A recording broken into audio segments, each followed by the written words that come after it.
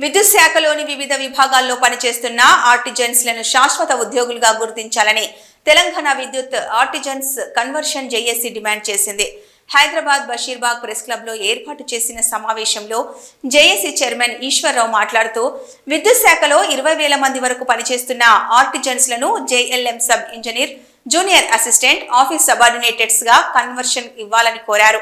ఇదే డిమాండ్తో ఈ నెల 20న చేపట్టిన చలో విద్యుత్ సౌధాను ప్రభుత్వం పోలీసులతో నిర్బంధించి అరెస్టులు చేశారని విమర్శించారు.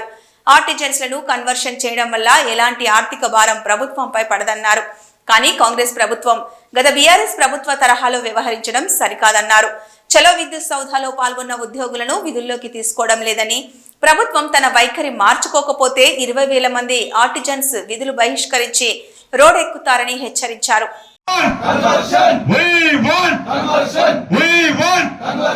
ఆర్టిజన్స్ పై పోలీసు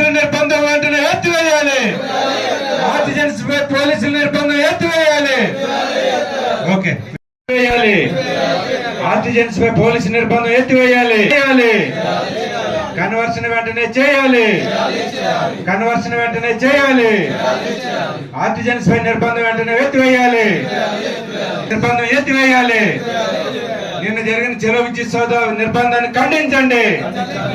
నిన్న జరిగిన చలో విద్యుత్ సౌధ నిర్బంధాన్ని ఖండించండి. చేయాలి. ఆర్టిజన్స్ కన్వర్షన్ వెంటనే చేయాలి. బట్టి విక్రమార్క గారు వెంటనే జేఏసీతో చర్చలు జరపాలి. విద్యుత్ శాఖ మంత్రి జేఏసీతో చర్చలు జరపాలి. చర్చలు జరిపి వెంటనే కన్వర్షన్ వెంటనే ఇవ్వాలి.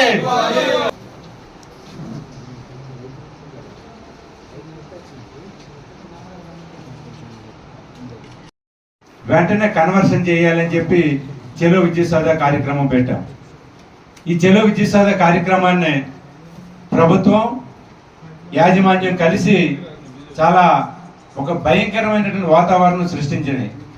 సుమారుగా విద్యుత్ సౌధ పరిసర ప్రాంతాలు ఎటు చూసినా 1-2 కిలోమీటర్ల దూరం నుంచి సుమారుగా 200 పోలీసు వాహనాలు పెట్టి రాపిడ్ యాక్షన్, బ్లాక్ కమాండోస్ అని, అట్లాగే సివిల్ పోలీసుల్ని పెట్టి విద్యుత్ సౌధాకి ట్రాన్స్కో సిఎండి గారికి ప్రశాంతంగా వచ్చి మెమోరాండం ఇవ్వాలని ఆలోచన చేస్తే వాళ్ళందరినీ కూడా భయభ్రాంతులకు గురి చేసింది.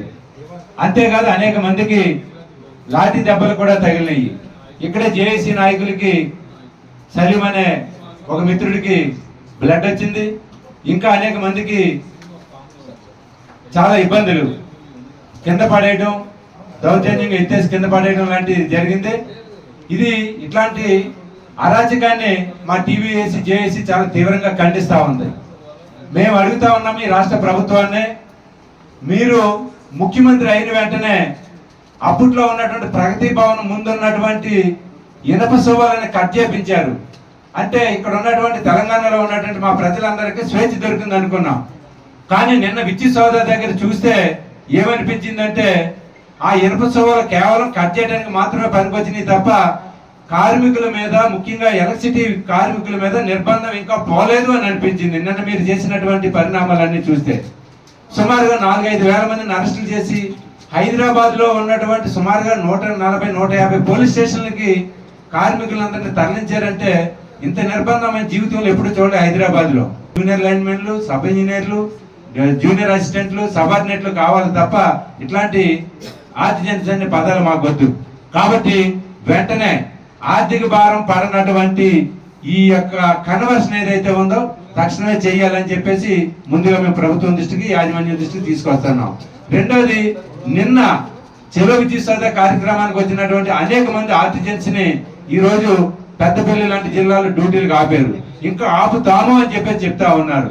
ఇదే నిజమైతే గనక, ఆపడమే నిజమైతే గనక మొత్తం 20,000 మంది సబ్ స్టేషన్స్ వదిలేసి బయటికి రావాల్సి వస్తుందని చెప్పేసి కూడా ప్రభుత్వం దృష్టికి, ట్రాన్స్కో డిస్కామ్ యాజమాన్యం దృష్టి కూడా తీసుకొస్తా ఉన్నాం. మేము శాంతియుతంగా సమస్యను పరిష్కారం చేయాలని మేము చూస్తా ఉన్నాం. మీరేమో కక్ష సాధింపులు చర్యలు చేసి డ్యూటీలు కాపాలని కార్మికుల మీద నిర్బంధం పెడుతుంటే అందరినీ ఎక్కడక్కడ అరెస్ట్ చేశారు. మా రాష్ట్ర నాయకత్వాన్ని అరెస్ట్ చేశారు, అందరిని అరెస్ట్ చేశారు. ఇంత నిర్బంధం అయితే ఎలక్ట్రిసిటీ డిపార్ట్మెంట్ లో మేము ఎప్పుడూ చూడలే. మేము 30 ఏళ్ల నుంచి ఇక్కడ సర్వీస్ చేస్తున్నాం, కానీ ఇంత దారుణమైనటువంటి పరిస్థితి మాత్రం ఎప్పుడు లేదు. కొంతమంది అధికారులు కావాలని ఆర్టిజన్ మీద కక్షతోటి వాళ్ళని మరి అతి ఉత్సాహంతో వాళ్ళు పనిచేసిన సంఘటనలు మరి పోలీస్ స్టేషన్లకి లెటర్లు రాసి అక్కడ వాళ్ళందరినీ అరెస్ట్ చేయండి, వచ్చిన వాళ్ళు వచ్చినట్టుగా అరెస్ట్ చేయండి అని చెప్పి అన్ని లారీలు అన్ని కార్లు పెట్టి అందరిని అరెస్ట్ చేసి అన్ని పోలీస్ స్టేషన్లకు పంపడం. గారికి మొన్న కలిసినప్పుడు మీరు మేనేజ్మెంట్కి అలాగే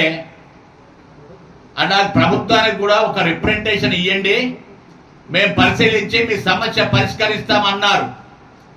మేము గతంలో కూడా ఇదే రిప్రజెంటేషన్లు ఇచ్చాము, ఉప ముఖ్యమంత్రి గారికి చాలా సందర్భాల్లో కలిశాము, ప్రభుత్వానికి విజ్ఞప్తి చేశాము, మేనేజ్మెంట్కి విజ్ఞప్తి చేశాము, ఎనర్జీ సెక్రటరీ గారికి విజ్ఞప్తి చేశాము.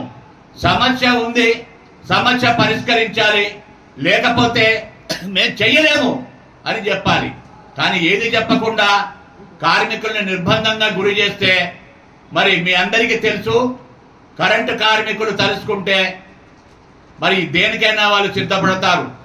అది ఒకటి మాత్రం ప్రభుత్వం కానీ మేనేజ్మెంట్ కానీ గుర్తుపెట్టుకొని ఆర్టిజన్ సమస్య తక్షణమే పరిష్కరించాలని చర్చలకు పిలిచి ఏది ఇస్తామో ఏది ఇవ్వమని చెప్పి మా సర్వీస్ రూల్ని ఏదైతే స్టాండింగ్ రూల్స్ ఉన్నాయో దాన్ని రద్దు చేసి ఉన్న రూల్ ఇంప్లిమెంట్ చేయాలని చెప్పి కోరుతున్నాం. Thank you.